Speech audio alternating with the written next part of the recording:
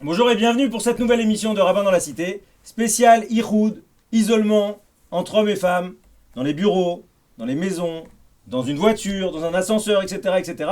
Et aujourd'hui, pour aborder ce thème aussi bien d'actualité que parfaitement intemporel, le Rav Mordechai Biton, qui est pour la première fois avec nous dans Rabbin dans la Cité, évidemment, on le connaît sous différents aspects, il est d'abord thérapeute de couple. Dans une ancienne vie, il était responsable en recherche immobilière, ancien responsable de l'UEJ, ancien directeur de l'UEJF, et j'en passe. Et aujourd'hui, il va nous aider à décortiquer ça avec évidemment Rav Crémézy. On retrouve comme chaque semaine à Montréal. Et on est parti. Alors la principale question, c'est de savoir finalement si ce particularisme juif, extrêmement juif, d'accord, de vouloir éviter dans toutes les situations, à tout moment, etc., un rapprochement entre hommes et femmes, un contact. Alors, on va essayer de rentrer justement, définir ce que c'est qu'un contact homme-femme, etc.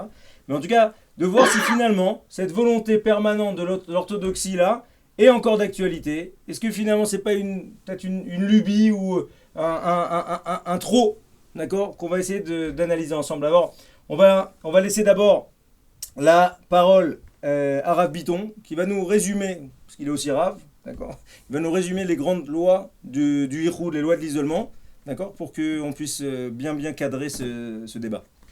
Alors, ce que le Shulchan Aruch nous demande donc, dans le chapitre 22 de Even Haezer, c'est d'éviter donc les isolements entre les hommes et les femmes. La Torah le Shulchan Aruch, le code de loi est très précis. Il s'agit d'éviter l'isolement entre un homme et une femme dite erva, c'est-à-dire qui constitue un des 21 cas de relations intimes interdites. Nudité. Voilà, de nudité. Et donc de relations interdites qui sont inscrites dans la Torah, qui apparaissent dans la Torah, donc dans le Lévitique. Alors, quel est le projet qui sous-tend ça et quelle est la raison aussi qui sous-tend cet interdit? C'est quoi une nudité, pardon? La nudité, on parle ici en fait d'une femme qui représente pour cet homme-là un interdit, c'est-à-dire une femme à laquelle il n'a pas accès, une femme avec laquelle il ne pourra pas se marier, une femme avec laquelle il n'a pas de possibilité de commercer, soit parce que c'est une femme mariée, soit parce que c'est une des femmes qui lui est interdite donc, par la Torah. Par exemple, sa belle-fille, par exemple, sa belle-sœur, par exemple, une autre femme mariée d'une manière générale. Et la Torah précise qu'il y a 4 cas dans lesquels un homme peut s'isoler donc, avec une femme, avec sa mère, avec sa sœur, avec sa femme qui est Nida. Mais tous les autres cas, il ne pourra pas donc s'isoler avec ces femmes-là. Ce qui est intéressant ici, c'est le projet. Avec sa grand-mère, etc. Voilà. Alors maintenant, le projet. Le projet derrière tout ça, il est de préserver la sainteté et de préserver la pudeur. La sainteté qui est en fait un rapport apaisé avec les pulsions, ne pas exposer l'homme à satisfaire ses pulsions de manière anarchique, et la sainteté en ceci que, comme dit le Ramban, partout où on trouve une limite, une séparation, une organisation de la relation entre les hommes et les femmes, on trouve la sainteté. Et la sainteté, c'est un projet central dans le peuple juif, sans aller jusqu'à la sainteté des grands saints du peuple juif. On parle ici, si je puis dire, d'une sainteté syndicale, en quelque sorte, c'est basique. C'est vraiment faire en sorte que les hommes et les femmes aient des rapports apaisés et réglés. Ça, c'est la première chose. Deuxième chose, on tient que à partir du moment où des individus se parlent, voilà, on est ici en train de se parler avec Rav Crémézy, on parle avec vous, je pourrais discuter avec une madame, etc. Il y a ce qu'on appelle kirvat hadat. Il y a une proximité qui est une proximité, on va dire, d'entendement. On a un entendement commun, on se crée un esprit commun, on crée des valeurs communes, on échange. Et cet échange, il crée une proximité. Alors la Torah nous dit, cette proximité, c'est une proximité qu'il faut régler. Et il faut savoir que les relations entre les hommes et les femmes sur le plan professionnel sont parfaitement permises et parfaitement conseillées, même si c'est nécessaire. Donc on va échanger des avis, mais il faut savoir que derrière ça, il y a toujours ce risque de connivence intellectuelle, de connivence humaine, de complicité. Et là, on est sur le fil du rasoir, sur quelque chose de très fin, qui n'est pas défini clairement par le Shulchan Aruch et qui est par le code de loi, mais qui est livré en quelque sorte à l'entendement de chacun d'entre nous. Mais le projet, il est de savoir qu'il y a des lignes rouges à ne pas franchir. D'accord, voilà. Juste pour compléter, Rav Crémézy, je vous laisserai après compléter sur les façons de se sortir du Ihoud. D'accord, je sais qu'on a déjà parlé dans certaines émissions, et vous avez évoqué différents cas, d'accord, mais la pnouya, c'est-à-dire la jeune fille non mariée avec un jeune homme non marié, ça vous l'avez pas du tout évoqué? Absolument, parce qu'effectivement, c'est pas... C'est quoi, elle lui serait pas totalement interdite? Elle est pas... Alors, sans entrer maintenant ici dans ce cadre-là, dans la casuistique et dans la définition de la halakha, là, on est ici dans le champ ouvert par excellence, parce que ce sont deux personnes qui peuvent se marier. Et justement, on pourrait tout à fait imaginer un chidour qui se fait dans le travail. On s'est rencontrés sur le travail, on s'est très bien entendu au niveau du travail, donc on est parti boire un café, donc on est parti au restaurant, pourquoi pas? Alors ici, c'est les chachamim qui interviennent, c'est la Torah orale qui intervient et qui nous dit que finalement, la naissance du mariage et la naissance du projet du mariage ne peut pas se faire, entre guillemets, par l'arbitraire des rencontres. C'est quelque chose qui doit être un projet, ça doit être mûri. Alors il arrive que des gens se rencontrent sur le lieu du travail, mais on va quand même leur demander d'observer une certaine retenue et de passer par les usages appropriés, qui est d'abord de prendre des renseignements l'un sur l'autre, de savoir si réellement ils ont un projet commun. Parce que finalement, se rencontrer, entre guillemets, par hasard, le mot hasard en hébreu, c'est mikré. Mikré, quand on change l'autre d'être, c'est rak me Hachem. Il n'y a que Dieu, mais il est planqué même dans le mot. D'accord ? En fait, cette rencontre, elle est un peu désordonnée, elle est un peu source de désordre. Et au fond, le troisième projet qu'il y a derrière tout ça, c'est de faire en sorte que la relation entre l'homme et la femme qui puisse déboucher sur un mariage, et celle-là, entre un homme non marié, enfin non marié, peut déboucher sur un mariage, qu'elle ait un certain ordonnancement, qu'elle suive certaines étapes. D'accord. Ça, c'est le projet de nos sages. Après-midi, est-ce que vous pouvez nous compléter un peu, nous apporter bonsoir, votre bonjour éclairage? à tous. Tout d'abord, comme le Rabbi Ton a dit, dans le Yichud, il y a eu un avancement. Il y a eu ce qu'on appelle le Yichud Minatora, c'est avec une femme mariée. Après, il y a eu David Amelech et Bedino, le roi David qui a instauré le Yichud avec la Pnouya suite à Amnon et Tamar. Mais par rapport à la jeune fille que vous avez mentionnée, juste clarifier quelque chose, qu'aujourd'hui, vu que les jeunes filles ne vont pas au mikvé jusqu'au jour de leur mariage, donc il y a un véritable Issour Yichud. Donc même si on a le droit de se rencontrer, on a le droit d'avoir un shidour avec une personne, mais on peut toujours avoir les mêmes principes de loi du Issour du Yichud. Par exemple, le cas principe, s'enfermer dans une chambre fermée entre un garçon et une jeune fille, même s'ils ne sont pas mariés, les lois du Yichud vont s'appliquer. Ce que je voudrais d'abord parler en une minute sur la loi du Yichud, elle est basée sur un principe. Est-ce qu'un garçon et une fille, est-ce que les mâles et les femelles, dans tout son genre, peuvent être amis? Comme le Rav Biton l'a dit, est-ce qu'on est entre nous, on est des amis, on peut parler? La Torah, elle a une question de principe, à savoir, est-ce que les garçons et les filles peuvent avoir une amitié sans que ça détourne vers une pensée sexuelle, sans qu'il y ait véritablement une envie qui va se créer entre les garçons et les filles? Sur ça, la Torah, elle est claire et elle nous dit qu'un garçon et une fille qui vont créer des liens d'amitié, il est quasi impossible d'avoir de véritables relations amicales s'il ne va pas y avoir par derrière une arrière-pensée qui peut être contre la Torah qu'elle demande. C'est pour ça que la Torah va nous gérer et va nous demander certains principes de façon à ce qu'on ne va pas se mettre dans une situation où le garçon ou la fille pourrait malheureusement basculer vers l'interdit, vers l'envie qu'il va être, on va dire, naturelle,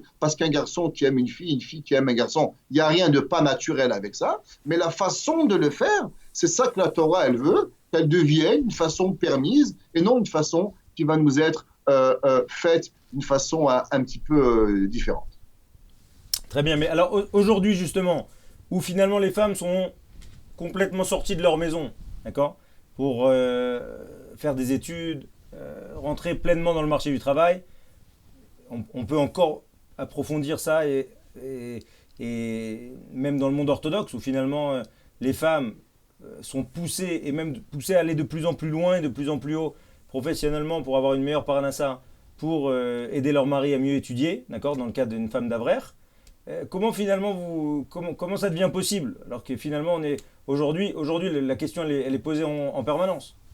Alors tout d'abord, la Torah, vous savez, le peuple juif, on est extraordinaire parce qu'on a toujours été les premiers à la sélecte. Qui est nous, mieux que nous, que le peuple juif, que nous avions la première ministre, la femme la plus élevée du peuple juif, qui était une femme. Vous savez, en Amérique, ils ne sont pas arrivés à avoir encore un président femme. Pourtant, nous, on a vu Déborah, la femme de Barak ben Avinoam, qui a été la chauffetette, on pourrait dire la présidente du peuple juif. Et pourtant, ça ne l'a pas empêché de respecter les lois de Yichud. La Torah nous dit bien que Déborah se mettait dans un endroit où elle pouvait recevoir les questions de tout le Ham Israël, des millions de personnes qui venaient la consulter, tout en gardant les lois de Yichud. Donc ça veut dire que tout d'abord, être une personne qui est publique, une personne qui va pouvoir travailler, rencontrer du monde, il est totalement possible de le faire en gardant les halachot de Yichud. Les halachot de Yichud ne demandent pas aux femmes de rester enfermées dans les maisons et qu'on ne les voit pas sous des tchadors. Ce n'est pas du tout ça le but de la Torah. Le but de la Torah, elle permet aux femmes de pouvoir travailler, de pouvoir sortir. On voit la femme du Chafetz Chaim qui travaillait, on voit la femme de Rav Chaim Kanievski qui travaillait aussi. Et ça n'a pas empêché de pouvoir garder les lois de Yichud. Les lois de Yichud sont seulement pour empêcher un rapprochement entre un garçon et une fille d'une façon qui pourrait être incorrecte. Mais en aucun cas, la Torah nous interdit et nous demande d'enfermer les femmes dans les maisons ou d'enfermer les hommes dans les maisons et de pouvoir ne pas avoir de contacts qui pourraient être des contacts normaux pour pouvoir travailler. Alors Rav Bitton, je vais approfondir un peu cette question. Aujourd'hui, de plus en plus, dans un monde tertiaire, dans un monde de services, de projets finalement, dans la gestion de projets, on n'est pas, et c'est ça qui est très difficile pour les gens qui sont dans le monde du travail, et déjà même à des postes qui ne sont pas très extrêmement élevés, on a énormément de réunions, énormément de proximité, énormément d'échanges d'avis, ce que vous disiez tout à l'heure, et énormément de kirvat da'at, La différence ici, c'est l'éducation. À partir du moment où une jeune fille a été éduquée dans une maison dans laquelle on a veillé à ses principes, et dans des séminaires dans lesquels on a promu ces principes, lorsqu'elle est propulsée, j'allais dire presque balancée dans le monde du travail, il faut savoir que ces filles vivent une espèce de séisme. Ouais. Je peux le dire en tant que père, parce que j'ai des filles qui sont mariées et qui ont été dans le monde du travail, et auxquelles on a proposé de travailler, par exemple, dans des secteurs complètement orthodoxes, dans une même pièce, avec un monsieur, une mechitza au milieu, la porte ouverte, et une de mes filles, par exemple, a totalement refusé. Elle était voir la commission spirituelle de cet endroit-là en disant « Pourquoi vous faites ça? Pourquoi vous ne mettez pas des salles pour les femmes et des salles pour les hommes ?» On est ici au cœur d'une ambiguïté, il faut le dire, il ne faut pas se voiler la face, si je puis dire. Il ne faut pas se mentir. On est au cœur d'une très grande ambiguïté. Pourquoi ? Parce que, à partir du moment où les filles, comme je l'ai dit, elles ont reçu une éducation, on fait la promotion de ces valeurs de finesse, de raffinement, où on leur dit « protégez-vous », et où en même temps on les propulse dans le monde du travail, qui est un monde où on ne protège rien, si ce n'est simplement l'objectif de l'efficacité et de la rentabilité, effectivement on les expose. Alors, où va se jouer la frontière ? Elle va se jouer comme toujours, on l'a dit ici plusieurs fois, on va revenir sur ce mot du da'at. Le da'at, le discernement, c'est à la fois la volonté, l'intelligence, le discernement. C'est quelque chose de très intérieur. Et là, c'est l'éducation qui va faire la différence. Ce sont ces valeurs qui vont faire la différence. C'est la manière dont elle fonde son foyer. Et au fond, je vais dire un gros mot. Je m'excuse, je vais être grossier. Mais il y a une grande différence entre la carrière professionnelle et l'activité professionnelle. Effectivement, si la femme est carriériste et qu'elle veut faire carrière professionnelle, elle risque de vivre des contradictions quasiment insurmontables. Parce qu'elle sera amenée à un moment donné à rentrer dans des logiques de séduction. Alors que si elle veut une activité professionnelle, c'est-à-dire qu'elle veut simplement avoir une parnassa, une subsistance, pour aider son mari à étudier la Torah, ou pour compléter simplement la subsistance du foyer, en sachant que ceci est sur les épaules du mari. Parce que là aussi, il y a une autre ambiguïté. Les avrichim, les jeunes qui vont étudier, momentanément s'absentent, en quelque sorte, de l'obligation de ramener une parnassa à la maison. Ils vont étudier, mais à partir d'un moment, ce qui est marqué dans la Ketouva, ils doivent l'accomplir. Donc la femme va avoir une activité professionnelle. Et effectivement, si cette démarcation elle est bien claire, eh bien même en ayant une activité professionnelle, si elle est très compétente, elle sera amenée à faire carrière, mais elle sera toujours dans sa tête, avec cette idée, elle aura toujours cette idée que finalement sa carrière, c'est son mari et ses enfants, et ce qu'elle fait au bureau n'est jamais qu'une manière de finalement participer à, on va dire, l'équilibre du foyer. Qu'est-ce que vous pensez de cette idée de non-carrière pour une femme ? D'abord, des dangers de la carrière pour une femme. Je voudrais accentuer sur un point. Aujourd'hui, on vit dans un monde où c'est au travail, la majorité des patrons d'entreprises ont compris un certain principe. Les gens passent 40, et des fois plus, 50, 60 heures par semaine dans l'endroit du travail. Pour pouvoir travailler et être performant dans le travail, aujourd'hui, fin du XXe siècle, début XXIe siècle, on a compris qu'il faut que l'endroit du travail soit plaisant. Quand j'emploie par plaisant, on offre des repas, on se rencontre entre amis, on fait aussi de l'extra curriculum, si on pourrait dire. After work. After work, et même très souvent, on arrête au travail, le patron amène des sushis, le patron amène un repas, il veut que les employés veulent et ont un certain plaisir à venir au travail. Et c'est là que toute ambiguïté, elle va commencer. Exemple, avant, il y avait Madame Krimizi avec son patron, Monsieur Henkel, Madame Bouzaglo avec son patron. À partir du moment où on veut créer un moment de plaisir dans le travail, alors là, automatiquement, on a changé de statut. Ça veut dire que je ne veux pas que l'employé ou l'employeur, il va me regarder à moi comme un employé, mais il va me regarder comme un ami. Il va commencer à vouloir m'appeler par son nom, il va vouloir que je l'appelle moi aussi par son nom. Et on va commencer à créer des liens d'amitié. Et c'est à ce moment-là que l'on va véritablement tomber dans énormément de difficultés et d'ambiguïté, à savoir entre mon travail, ma passion, mes amis, et qu'est-ce que je viens rechercher. Beaucoup de personnes, et j'en rencontre, et je pense que Laura Buton, on peut en rencontrer aussi dans le Shalom Bayit, va pouvoir vous dire que malheureusement, le seul endroit où il se sent véritablement apprécié, c'est dans son travail. Très souvent, le mari à la maison, il rentre, il est fatigué, il ne fait pas un sourire à sa femme, ou très souvent, le mari, sa femme, il arrive épuisé, sa femme ne lui fait pas un sourire, et sa patronne ou son patron va lui sourire, va lui demander comment ça va. Et malheureusement, c'est là qu'on va rentrer dans cette complexité où on ne vient plus travailler, mais on vient chercher du bien-être dans nos heures de travail. Et c'est là que ça va devenir de plus en plus compliqué pour les hommes et pour les femmes. Alors Le Rav Biton a dit, je terminerai avec une dernière chose, que c'est l'éducation. Je ne pense pas que c'est seulement l'éducation. On peut être très bien éduqué, on peut être très bien avoir appris dans d'excellents séminaires, mais on peut arriver à certains moments de notre vie où on doit avoir une force de Yosef Hatzadik pour pouvoir dire stop, là ça va dépasser mon entendement, ça va aller contre mes principes. Quand on va vous proposer de travailler, d'avoir une augmentation 3-4 fois votre salaire, mais ça va devoir demander de travailler très rapproché avec un homme ou avec une femme, et là il va falloir, c'est pas seulement une éducation, mais c'est avoir une messirut nefesh véritable du mari si sa patron est une femme, ou d'une femme si son patron est un homme, pour pouvoir dire je vais refuser de prendre cette augmentation qui est énorme pour pouvoir accepter mes principes de halakha. Et je ne pense pas qu'on est tous éduqués à ça, je ne pense pas qu'on a tous été préparés à cela. C'est un travail qui va nous demander journalièrement à chacun de nous de se préparer dans sa crainte de Dieu, de savoir qu'est-ce que je cherche. Est-ce que je cherche à travailler Alors, ou Rav, je cherche... Oui. Rav, j'ai une question. Du coup, il y a un double sujet. Il y a un premier sujet qui est de dire, est-ce que finalement une femme ou un homme qui est sec ou sèche avec le sexe opposé, il peut réussir à faire carrière, ou il peut réussir à manager des gens, ce qui est encore autre chose. Est-ce qu'on peut manager de façon sèche? D'accord? Ça, c'est la première question, à laquelle je vous laisse répondre avant de passer à la seconde d'ailleurs. La première question, je vais vous dire quelque chose que j'ai reçu de mon Rosh Yeshiva, Rav David Shustel, qui est le Rosh Yeshiva de l'Écoute. Et j'ai souvent parlé de cette question parce que vous comprenez, à l'Écoute, aujourd'hui, on a 15 000 avrichim, donc 15 000 femmes qui travaillent.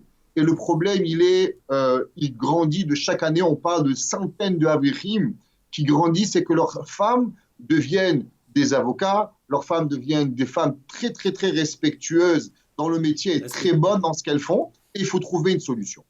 La solution primaire qu'il m'a dit, c'est la première et je pense que c'est énorme, c'est de savoir garder sa place.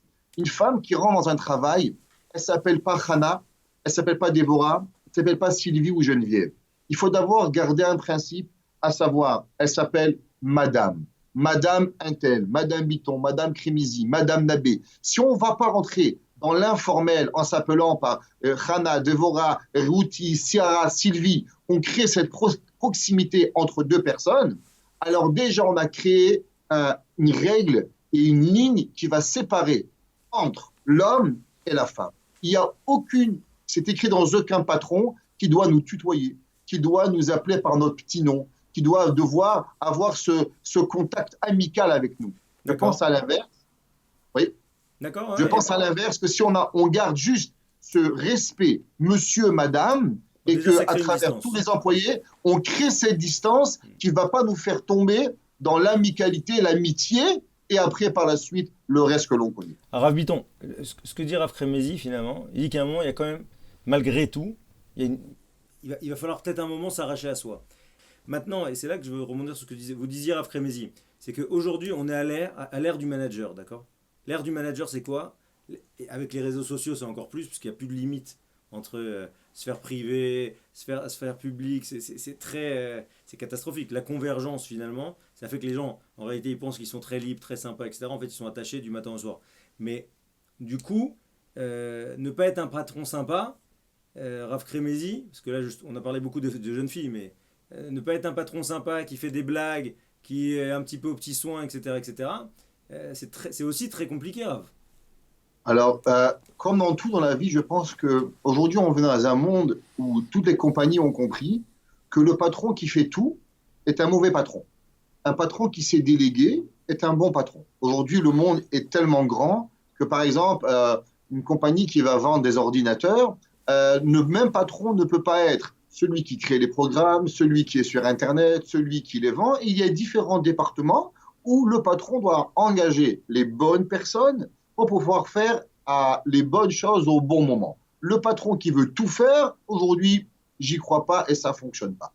Je pense que chacun de nous, on doit être conscient que si on a un personnel féminin, alors on peut donner à une des personnes qui est dans notre corps féminin, qui va être en charge d'organiser ce genre de réunion entre femmes.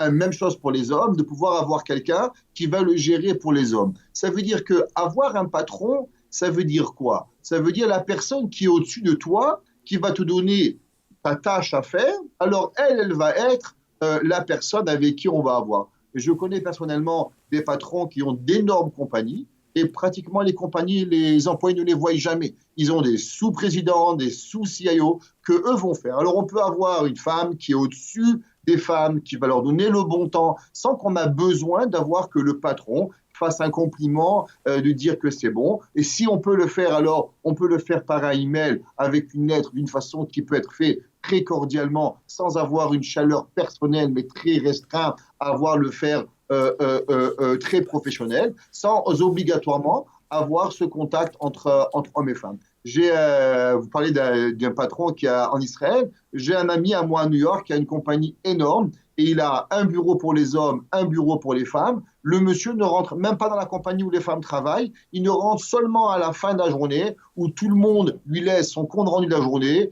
Il vient, il prend, il note, il met des annotations. Le lendemain matin, tout le monde trouve ce qu'il a à faire sur le bureau de la personne qui est en charge et ça va permettre d'avoir un patron, quelqu'un qui nous surveille, sans obligatoirement avoir ce contact plus que travail qui va nous arriver. Parce que je pense que si on n'est pas conscient de l'impact que ça peut faire avec une petite phrase, alors automatiquement, on n'a pas compris toutes les lois du Yichud. En tout cas, les lois du Yichud, une femme, par exemple, qui va se faire plus belle pour son patron que pour son mari, on a un problème. Même que d'après la Torah, peut-être c'est pas écrit dans le Shulchan Aruch, mais on a un véritable problème. Si une femme, elle se sent plus à l'aise dans son travail que chez elle à la maison, et elle trouve plus de plaisir à être au travail que d'être dans la maison, même dans une garderie, parce qu'il y a un patron qui est dans la garderie, ou un directeur d'école, alors on n'a rien compris aux lois de Yichud. La loi de Yichud, c'est pour garder l'homme et la femme et le mari entre eux, sans avoir quelqu'un de tierce personne qui va intervenir entre l'homme et la femme, qui va rentrer à un ménage à trois. Moi, j'avais juste une petite histoire pour aller dans le sens de Rav Biton. Je me souviens, ça m'avait beaucoup choqué à l'époque. J'étais dans un cabinet de conseil. Et il y a une jeune fille de Getzed, d'accord, qui venait de commencer. Et elle est restée 3 jours. Elle était vraiment extrêmement prude comme ça. Nous, on ne connaissait pas trop ce monde-là. Et elle est restée 3 jours. Après 3 jours, elle est venue voir une fille extrêmement brillante qui avait fini expertise comptable et après 3 jours, elle est venue voir le patron. Elle a dit: je peux pas travailler, c'est pas possible. Ça me convient pas, quoi. Ni intellectuel, je peux pas, je me sens même pas. Et elle était vraiment très bien payée, etc., quoi. J'avais été vraiment. Et c'est exactement ce que vous disiez, c'est une question d'éducation. Alors après l'enjeu, c'est l'éducation et c'est comment ça rentre. Bien sûr. En tout cas, je pense qu'on a bien, je pense qu'on a bien fait le tour de cette question. Maintenant, si on a le choix, d'accord, au niveau médical, on a le choix on a la possibilité entre un médecin homme, un médecin femme, est-ce qu'il y a vraiment des sujets ou pas? Bah, en général, on choisit à la compétence, hein, donc on prend le médecin le plus compétent. C'est vrai que aujourd'hui, la médecine donne beaucoup de médicaments. Donc la compétence du médecin, c'est sa capacité à gérer les situations sur le plan humain et sur le plan psychologique, et en même temps à maîtriser son sujet. C'est un peu ce qui fait la différence. Donc on choisira le médecin le plus compétent. Ça, il est clair que c'est là qu'il faut aller. En matière de gynécologie obstétrique, il est vrai que beaucoup de femmes préfèrent voir un médecin homme, parce qu'ils ont la réputation, disent-elles, en règle générale, d'être un peu plus compétents. Je ne sais pas ce que ça veut dire aujourd'hui, parce qu'il y a énormément de médecins femmes qui sont d'une compétence extraordinaire, qui ont fait des études brillantes et qui sont des femmes très brillantes. C'est une affaire, encore une fois, de ressenti personnel. Et là-dessus, je crois que chaque femme doit avoir son rave. En l'occurrence, ici, on doit vraiment appliquer le principe Asele Harav. Il faut avoir un rave, un posek halacha, pas un posek halacha dont on va aller chercher un décisionnaire, dont on va chercher les décisions dans un livre. Non, il faut aller voir un rave qui nous connaît, qui connaît notre couple, qui sait où on en est, qui sait nous sentir un petit peu sur le plan psychologique et décider avec lui où est-ce qu'on devra aller. C'est particulièrement vrai pour la gynécologie obstétrique. Pour le reste, évidemment, pour les grandes pathologies ou autres, etc., la question se pose évidemment beaucoup moins. C'est surtout dans le domaine de l'accouchement et notamment dans les techniques parallèles d'accouchement. Aujourd'hui, il y a beaucoup de techniques parallèles, techniques chinoises, coréennes et autres, etc. Et là, on est en contact avec des hommes qui sont aussi parfois des gourous ou qui sont vécus comme des gourous. Alors, pas toujours, évidemment. Des hommes qui ont des techniques très particulières, qui sont très, très séduisantes sur le plan psychologique, sur le plan du bien-être. Et là, on est au cœur de problématiques où là, on peut dériver très vite. Et là aussi, il faut un rave qui tranche. Et là, comme le dit Rav Kremezi, je crois que ce qui fait là toute la différence, il faut le souligner, c'est le bien-être du couple. Au fond, souvent, l'arbitre de ces situations, c'est le shalom, l'amour, l'entente qui règne entre le mari et la femme. Moi, je peux le dire en tant que thérapeute du couple, c'est vrai que là où ça ne fonctionne pas à la maison, il y a toujours effectivement des composants, il y a des dangers effectivement sur le plan professionnel. L'arbitre, très souvent, c'est la solidité du lien entre le mari et la femme. Après-midi, juste un point halachique. Au niveau de, par exemple, un dentiste, d'accord, tout ce qui peut être esthétique. Pouvez nous faire un peu le... Je ne sais pas comment c'est chez vous en Israël, mais par exemple, à Montréal, dans beaucoup de professions, vous avez les dentistes par exemple, le dentiste n'est jamais seul. Il y a toujours le dentiste et il y a la personne qui aide le dentiste. Donc d'abord, il faut savoir dans quel genre de dentiste on va rentrer, parce que s'il y a véritablement un problème où il y a madame ou monsieur qui va chez un dentiste femme ou madame qui va chez un dentiste homme et les portes sont fermées, voilà, il y a un véritable problème de yichoud qui est réel. Et là, ce n'est pas important s'il est compétent ou il n'est pas compétent. Si on a un problème de yichoud halachique, on va devoir trouver un autre dentiste. Donc, d'abord, excusez-moi, Rav, on n'a pas du tout évoqué ce point. Halachiquement, il y a une différence entre des juifs et des non-juifs par rapport à l'isolement? Non, il n'y a aucun problème il n'y a aucune différence entre un dentiste juif et un dentiste non-juif. Yichoud avec les goïms, c'est pareil. Donc d'abord, il faut s'assurer comment fonctionne le cabinet. Est-ce que le cabinet donne pignon sur rue? Est-ce que les portes sont ouvertes? Est-ce que les portes sont fermées à clé? Est-ce qu'il y a d'autres personnes qui vont être dans le cabinet? Donc d'abord, avant de choisir le dentiste, on doit d'abord savoir comment ça va fonctionner. Est-ce qu'il a une secrétaire? Est-ce qu'il a plusieurs secrétaires qui peuvent beaucoup plus aider? Est-ce qu'il s'enferme dans la chambre avec le patient? Est-ce qu'il laisse la porte ouverte où les autres dentistes peuvent rentrer et circuler?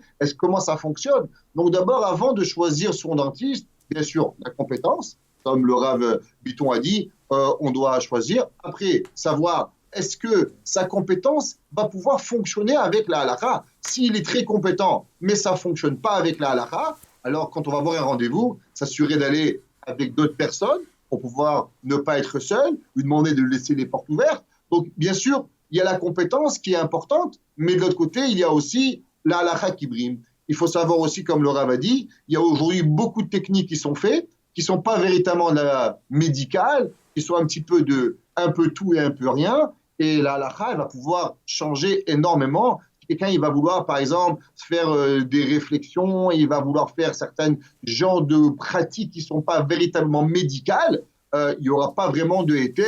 Une femme va chez un homme se faire traiter ou un homme qui va aller chez une femme se faire traiter. Excusez-moi, Bien Raph, sûr, Je vous coupe. J'avais cru comprendre que pour tout ce qui était esthétique, par exemple un simple blanchiment, ou c'est-à-dire des actes médicaux qui sont pas qui sont pas du domaine de la santé, plus du domaine de l'esthétisme.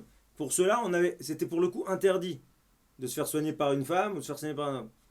pas vraiment. Vous savez, il y a un fameux, Moshe Feinstein a eu la question, est-ce un homme peut être maître nageur chez les femmes Et ou alors à l'inverse? Et la réponse a été, puisqu'il est occupé à ce qu'il fait, donc il n'y a pas d'interdit. D'abord, il faut savoir que les dentistes utilisent des gants. Donc, il n'y a pas un contact physique directement de corps à corps qui est là. Donc, d'abord, il faut savoir comment c'est fait. Et après, si c'est fait, est-ce qu'il y a le choix de faire par une autre personne? Bien sûr, il y a une hygiéniste dentaire femme qui fait aussi bien le travail qu'un homme, il n'y a pas de raison de ne pas aller. Maintenant, très souvent, il y a un homme, mais l'homme, il travaille que le matin et la femme est libre que l'après-midi. Donc, elle ne peut pas se faire ses soins qu'elle a besoin parce que le docteur homme ne travaille pas le matin. Donc, il y a aussi des difficultés qu'il faut savoir. Donc, halachiquement, il n'y a pas vraiment d'interdit, même si un homme sur une femme, sur certains soins qui ne sont pas obligatoires, à condition, par exemple, que le docteur porte des gants qui ne touchent pas directement la femme. Et aussi, vadaï, quand l'homme et la femme ne sont pas tout seuls, qu'il y a une secrétaire, que les portes sont ouvertes et que les lois du Yichoud vont pouvoir être respectées. Mais avec tout cela, il faut savoir que la madame doit être consciente que ou le monsieur des fois, si c'est pas le mari ou la femme, si on voit un comportement difficile du docteur ou de la doctoresse qui nous touche d'une façon qui n'est pas appropriée, qui nous parle d'une façon qu'on mérite d'être parlé, je pense qu'il faut se tirer nos propres sonnettes d'alarme et se dire c'est pas normal la façon comment il me traite, c'est pas normal la façon qu'il me touche pour pouvoir me soigner les dents. J'ai pas besoin d'avoir à enlever mes habits. Raph Crémizy, le temps passe et j'ai une question pour Raph Biton. Je sais qu'il aime bien les sujets d'actualité. Il y a une actualité assez brûlante qui revient très souvent sur des gens qui font des scandales dans les avions parce qu'ils ne veulent pas s'asseoir à côté d'une femme. On est dans le domaine du Yichoud là. Non, là, on n'est pas dans le domaine du Yichoud, on est simplement dans le domaine d'un minhag chazak. Bon, et aussi dans le domaine de la halakha stricto sensu. À partir du moment où il peut y avoir un contact physique, c'est-à-dire qu'on risque de se toucher, il y a un véritable problème. Encore plus. Le Rav, il a dit avec la veste, il n'y a pas de problème. On va dire d'accord, mais si on sent les mouvements du corps, par exemple, et dans les sièges d'avion aujourd'hui, en général, c'est pas fait pour les grands comme nous, donc c'est plutôt calculé pour les gens qui font 1m75 et 70 kg, mais les gens qui font 1m80, qui sont un petit peu larges, etc., à partir du moment où il n'y a pas de contact physique, mais où on sent le contact, on sent les mouvements du corps, dans un avion, on s'assoupit aussi, on peut se retrouver abandonné, collé à la madame, etc. Pour vous, c'est justifiable, donc. Donc on a un vrai problème. Bon. Maintenant, est-ce qu'on doit faire pour autant un scandale? Non. Est-ce qu'on doit faire entrer l'avion dans un état de révolution? Non. Mais est-ce qu'il faut quand même essayer de trouver une solution? Oui. Dans tous les cas de figure, est-ce qu'il faut une solution? Demandez à des gens, est-ce que vous êtes vous asseoir ici, essayez de solliciter des gens, essayez de solliciter le personnel de l'avion. Et puis, si on ne peut pas, bon, eh ben, on va faire un vol Paris-Philadelphie ou Tel Aviv-Philadelphie, 11 heures, un petit peu tordu. Je crois que là aussi, il faut, si vous voulez, avoir en tête des principes qui sont des principes très clairs, mais comme nos sages nous le disent, Divrei Chachamim ben nachat nishmaim. Les paroles des sages, elles sont entendues quand elles sont dites avec finesse, avec gentillesse, avec sourire. Rappelez-vous bien de ce que Rav Citruc avait fait à Marseille. Il est arrivé là-bas, les femmes et les hommes priaient en même temps, priaient au même étage. Alors, il avait mis un petit écriteau, il avait dit les femmes vont retourner à l'endroit qu'elles n'auraient jamais dû quitter, c'est-à-dire au-dessus des hommes. Alors, c'est la même chose dans un avion. Quand on demande poliment au personnel, quand on essaie de solliciter des gens poliment, en général, on est reçu avec compréhension. On va passer 7-8 heures dans un truc fermé. Les gens comprennent que ça vaut la peine de faire quelques efforts. Maintenant, si on n'y arrive pas, alors on fait contre mauvaise fortune bon cœur et on prend ses dispositions. Moi, j'ai toujours pensé qu'ils avaient qu'à acheter 2 places. Non, sans blaguer, hein. Je me suis toujours dit, bon, si vraiment c'est tellement criant que la personne va faire un scandale, etc., qu'elle achète 2 places. Elle s'achète 2 places. Alors elle va économiser un truc. Elle s'achète 2 places. Non, je suis très sérieux. Rav Crémizy, pour Pour clore cette émission du jour, à moins que vous ayez vraiment quelque chose à rajouter sur les places d'avion, vous Oui, Ah, un petit conseil. Juste, vous savez, aujourd'hui, on peut payer des places à l'avance qui ne coûtent pas trop cher, un 30-40 $ et avoir des places un peu plus à l'aise. Ce genre de places sont très prisées par le monde. Personnellement, à chaque fois que je voyage, je paye ce supplément et c'est très facile de changer avec n'importe qui. Parce que même si on est à côté d'une femme, à côté par exemple, vous allez en arrière où c'est plus petit et vous demandez à un homme, j'ai une place ouais. pas en première, mais en économie plus, est-ce que vous voulez changer? Normalement, on ne trouve pas de problème. Et je pense que si c'est important pour nous, il ne faut pas léser sur ce petit 30-40 $ qui peut nous aider très Ça vous facilement revient moins à cher que ma pouvoir. deuxième place, en tout cas. Ça, c'est Oui, sûr. oui, exactement. Et ça coûte moins cher et avec ça, on règle beaucoup de solutions. Et je pense que c'est aussi à nous à faire notre effort pour pouvoir demander et échanger avec quelqu'un en lui donnant quelque chose de plus. Et là, Mhm. on arrive Bon, mais plus là, vous facilement à avez toujours le problème du départ rapide, quoi. Du départ précipité, en général, vous allez sur un avion, il n'y a plus. Euh, Rav Kremezi, par rapport à tout ce qu'on a dit ce soir, est-ce que, et je vous pose aussi la question comme papa, est-ce que vous pensez qu'il faut quand même encourager les filles, les garçons, à aller vers des carrières où ils savent que, de façon évidente, de façon automatique, ils seront confrontés au problème? Tout d'abord, je pense que c'est inévitable parce que les morottes et les ganénotes sont limités. Je vais prendre la classe de mes enfants. Il y avait Il y a plus de place 60 déjà. filles par classe, 60 enfants par classe. J'ai pas vu 60 classes se créer à Montréal, par exemple, en la dernière année. Donc, il y a 60 filles qui graduent, qui vont au séminaire et qui reviennent. Alors, moi, si vous avez trouvé 60 nouvelles classes, moi, je ne les ai pas trouvées. Donc, il y a 3, 4 qui vont partir à la retraite, 10, mais on a encore 50 filles qui ont besoin de travail. Donc, on a, Baruch Hashem, des familles qui grandissent avec beaucoup d'enfants. Donc, on a un véritable problème que des morottes, il y en a, on ne peut pas en avoir des millions, il n'y a pas assez d'écoles pour les remplir. Donc, c'est sûr que d'abord, il faut se demander quel genre de travail je vais faire. Ça, c'est certain. Et je pense qu'il nous est impossible en tant que parents de pouvoir décider tu seras Mora, c'est pas possible. Tu vas être docteur, la Torah, des fois, elle ne nous en permet pas, comme on en a déjà parlé, à cause de Shabbat et de Yom Tov.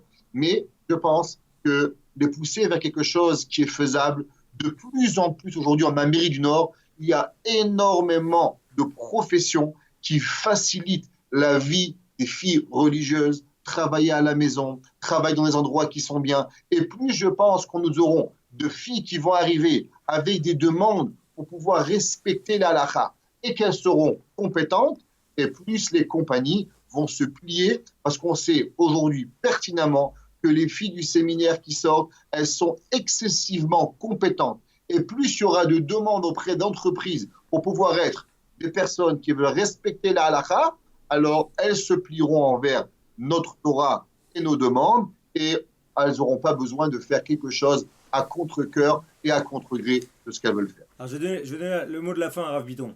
Est-ce que finalement, pour reprendre un peu votre prisme là, éducatif, est-ce que finalement, dans le package éducatif, un père, il doit apprendre à son fils ou à son fille, ou à sa fille, pardon, qu'il y a un moment où on sera certainement amené à sacrifier une carrière professionnelle pour aller plus vers, comment vous avez appelé ça, comment vous avez appelé Une ça activité. une activité professionnelle. Je- Est-ce que ça, cette c'est notion... à titre personnel, en Oui. tout cas. À titre personnel, je réponds tout à fait à titre personnel parce que c'est difficile d'engager une génération entière sur ce genre de choses parce qu'il y a des gens qui ont la passion de la carrière. Les gens ont des compétences, les gens ont des forces, les gens ont des caractères qui les prédisposent à aller dans telle ou telle direction. Et en général, ils reçoivent aussi la capacité de gérer leurs affects par rapport à leur puissance de feu sur le plan intellectuel. À titre personnel, j'ai toujours donné comme conseil aux gens à mes enfants et à des gens qui me demandaient conseil, privilégier d'abord l'idéologie de l'activité professionnelle. Parce que la carrière humaine, c'est-à-dire la valeur ajoutée sur le plan humain, réussir son couple, réussir sa famille, réussir l'éducation de ses enfants, au fond, c'est la satisfaction qui va rester. Quand une personne a fait une carrière professionnelle brillante, 5-6 ans après qu'elle ait quitté son travail, on l'a oublié. Sauf si elle a eu un prix Nobel. Mais de ses enfants, de ses petits-enfants qui diront Kaddish pour elle et qui prieront pour elle, et de ce qu'elle aura laissé comme empreinte, ça on l'oubliera jamais. Donc il ne faut pas perdre de vue l'essentiel. Moi je crois que c'est le discours qu'il faut tenir. Après le reste devient une affaire de disponibilité. Vous avez des enfants, on va parler pour les filles en tout cas qui sont concernées par cela, vous avez des enfants qui sont extrêmement brillants, qui sont vraiment capables d'aller loin. C'est dommage de les contenir. Ils peuvent donner énormément. D'autant plus que, comme l'a dit Rav Kremezi, les femmes charidites aujourd'hui qui travaillent en Israël, quand elles sont très compétentes, elles sont aussi très scrupuleuses de leur temps. Elles font très attention à ne pas léser leur patron. Mais qui n'aime pas des employés comme ça? Donc c'est un grand kiddush Shem Shamaim, c'est une grande sanctification du nom divin. Et en Amérique du Nord, c'est la même chose. En France, dans une moindre mesure, on le voit. Je voudrais juste vous dire au passage que dans l'univers français, notre conversation est absolument monstrueuse. Ouais. Parce qu'on est en train de parler ici de sainteté dans le monde du travail, de pudeur, etc., dans un monde qui a totalement rayé de la carte ce genre de choses et qui redessine tout aujourd'hui. Mais nous, on est là avec on l'a dit depuis le début, c'est très personnel. Mais on est ici, nous, le peuple juif, avec une excellence sur le plan professionnel, sur le plan humain et sur le plan spirituel. On cherche les trois. Alors, pour répondre en un mot à votre question, moi, je crois qu'il faut, concernant les filles, quand même chercher à les protéger. Et il faut surtout leur donner la possibilité de faire des bons choix. Quand on les sensibilise à cette idée d'aller voir un rave, d'avoir quelqu'un qui va essayer de ne pas prendre sur leurs épaules des choix aussi importants, c'est cardinal comme choix d'une carrière, alors on fait que les choses... Rav Kremezi disait tout à l'heure qu'un bon patron, c'est quelqu'un qui délègue. Un bon juif, il délègue aussi. Il y a des rabbanim, il peut déléguer à un rav aussi la possibilité de trancher. On ne peut pas décider tout seul. C'est fondamental, ça enlève, je crois, un certain stress, une certaine angoisse. Rav Bitton, merci beaucoup. Kvod Rabbanim, merci. On a, je pense, bien enrobé, bien englobé le sujet. Et... évidemment, si vous avez encore des questions, vous pouvez écrire directement sur le site et les questions seront transmises au Rabbanim. Merci infiniment, à bientôt.